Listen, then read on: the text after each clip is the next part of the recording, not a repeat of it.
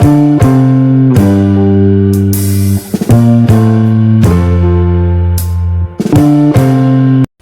Everyone, আসসালামু আলাইকুম। আজ আমি মিষ্টি কুমড়া দিয়ে কই মাছের ঝোল রান্না করব। চলেন দেখতে থাকেন আজকে আমি কি কি উপকরণ ব্যবহার করে খুব সুন্দরভাবে কই মাছের ঝোল রান্না করি। এই তো যে কয়েক পিস কই মাছ আজকে রান্না করব তা নিয়ে ফেলেছি। চুলায় তাওয়া দিয়ে দিয়েছি, তাওয়া গরম হয়ে গেছে, তখন তেল দিয়ে দিয়েছিলাম, তেলও গরম হয়ে গেছে।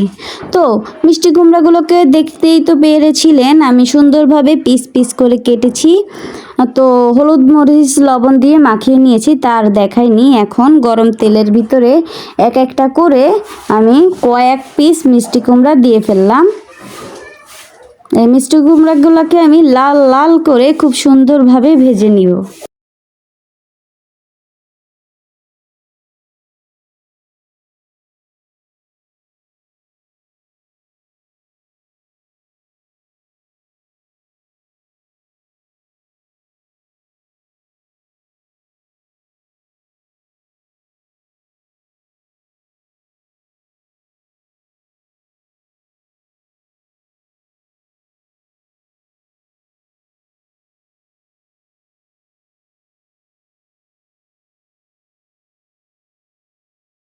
এই তো দেখেন খুব সুন্দরভাবে লাল লাল করে আমি মিষ্টি কুমড়াগুলোকে ভেজে নিয়েছি। এখন চলেন মাছ ভাজা যাক।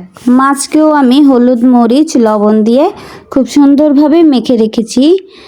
আবারও তাওয়ায় তেল দিয়ে দিয়েছি, তেল গরম হয়ে গেছে, তখন এক একটা করে সবগুলো মাছ দিয়ে দিয়েছিলাম। তো মাছের এক পাশ হয়ে গেছে, এখন আমি আর এক পাশ উল্টে নিচ্ছি।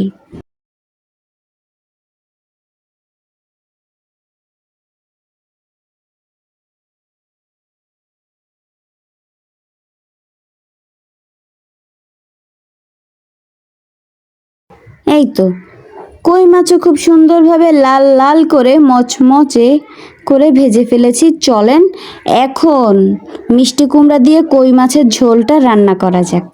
চুলায় কড়াই দিয়ে দিয়েছি, কড়াই গরম হয়ে গেছে, তখন তেল দিয়ে দিয়েছি, তেলও গরম হয়ে গেছে।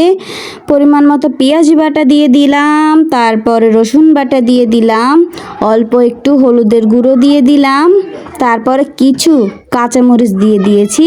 যেহেতু কাঁচামরিচের ঝাল দিব সেহেতু আমি গুঁড়া মরিচটা একটু কম দিব, অল্প, যে কথা সেই কাজ। তারপরে আবার লবণ দিয়ে দিলাম। এখন অল্প একটু কষানোর পানি দিয়ে সুন্দরভাবে নাড়াচাড়া করে আমি মশলাগুলোকে কষিয়ে নিব।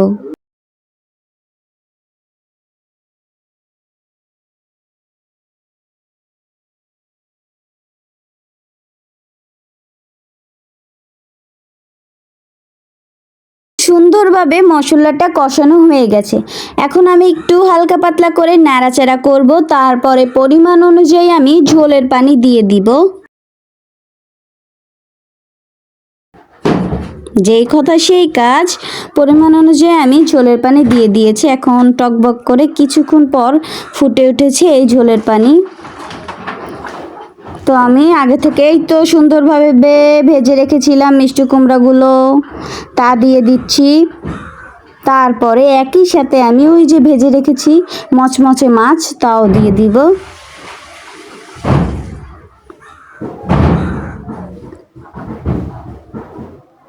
এখন অল্প একটু নাড়াচাড়া করে আমি প্রায় 5 মিনিটের মতো ঢাকনা দিয়ে ঢেকে রাখবো। এই তো ঢেকে দিলাম। 5 মিনিট পর আপনাদের সাথে আবারও দেখা হবে। শেষ ফাইনাল রিভিউ। এই তো 5 মিনিট পর ঢাকনা উঠিয়ে দেখেন খুব সুন্দরভাবে আজকে আমার মিষ্টি কুমড়া দিয়ে কই মাছের ঝোল রান্না করা হয়ে গেছে। যেহেতু মিষ্টি কুমড়া দিয়ে কই মাছের ঝোল রান্না করেছি, একটু তো ঝোল থাকবেই, ঝোল ঝোল রান্না যেহেতু। এই তো আজকে আমার এই রেসিপিটি কেমন হয়েছে আপনারা অবশ্যই কমেন্ট করে জানাতে ভুল করবেন না। আসসালামু আলাইকুম, সবাই ভালো থাকবেন।